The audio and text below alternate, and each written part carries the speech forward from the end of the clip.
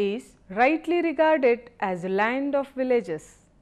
In a country where 72.18% of population lives in 5,93,643 villages, the importance of rural local government, popularly known as Panchayat Raj in India, is self-evident. Indeed, the idea of rural local government is part of larger concern for social and economic amelioration of the people, a task to which the country is irrevocably committed.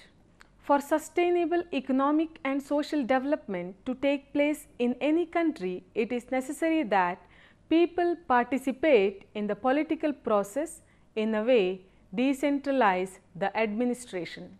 Panchayats have been a vibrant and dynamic identity of the Indian villages since the beginning of recorded history.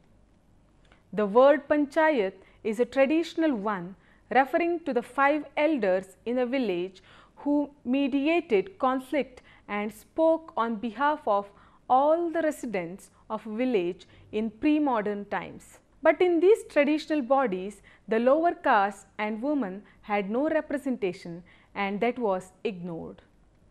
Gandhiji, the father of the nation, in 1946 had aptly remarked that the Indian independence must begin at the bottom, and every village ought to be a republic with Panchayat having powers. Gandhiji's dream has been translated into reality with the introduction of the 3-tier Panchayat Raj system to ensure people's participation in rural reconstruction.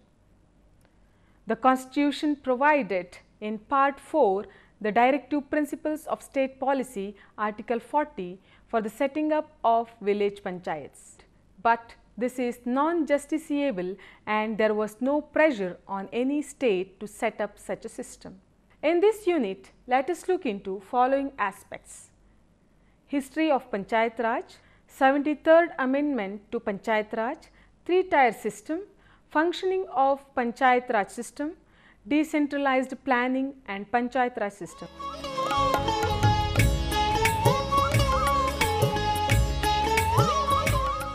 Panchayat Raj has a long history in India. Panchayats are mentioned in Rig Veda, which is believed to have been composed more than 1000 years before Christ. The 5 members of Panchayat of the village were known as Pancha Parameshwar, or the 5 godly persons. Kings were respectful towards them. The Panchayat distributed land, collected revenue, and settled disputes in the village. Under the British, the Panchayat started losing their self-governing character. Viceroy Lord Mayo's resolution of 1870 is an important landmark in the evolution of local self-government during the British rule. The Royal Commission on Decentralization, headed by C.E.H. Hobhouse, recommended granting some powers to the Panchayats to enable them to perform their duties independently.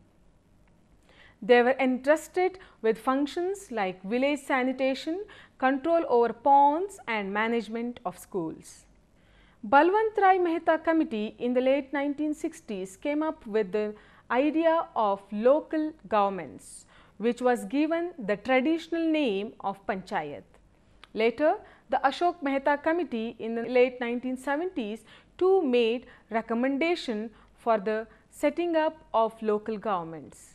These had an important impact many years down the line.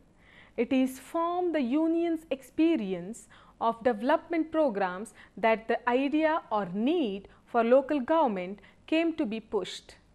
It has been a top-level initiative for local development and decentralized administration.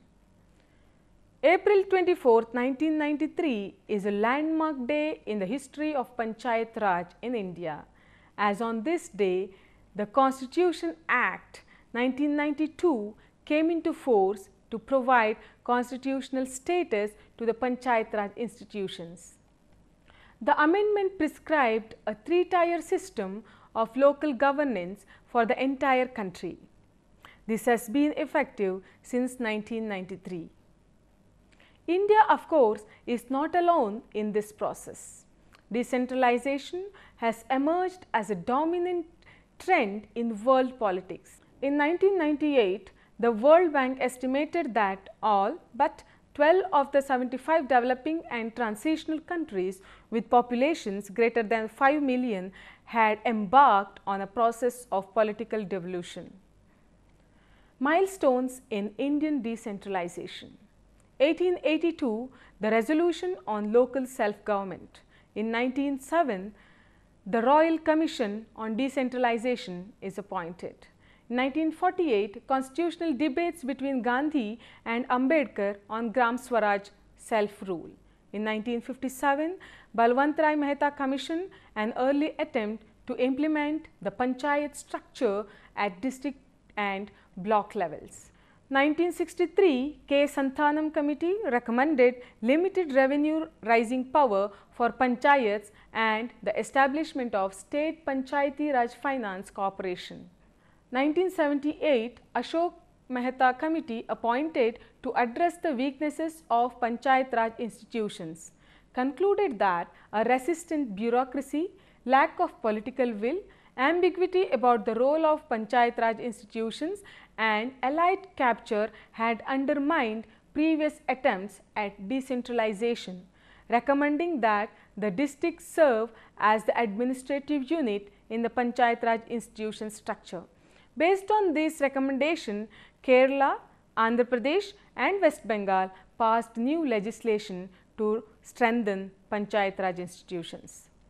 In 1985, G.V.K. Rao Committee, appointed to address weaknesses of Panchayat Raj institutions, recommended that Block Development Office (BDO) should assume broad powers for planning, implementing and monitoring rural development programs. 1986, L.N. Singhvi Committee recommended that local self-government should be constitutionally enshrined and that the Gram Sabha should be the base of decentralized democracy in India. 1993, the 73rd Amendment to the Indian Constitution, Panchayat Raj institutions at district, block and village levels are granted constitutional status. The Gram Sabha is recognized as the formal democratic body at the village level. The 74th Amendment granting constitutional status to municipal bodies is passed soon after. 1996, the Adivasi Act, the power of self-government are extended to tribal communities living in 5th schedule areas. 1997, Conference of Chief Minister on Panchayati Raj at Vijnan Bhavan, New Delhi.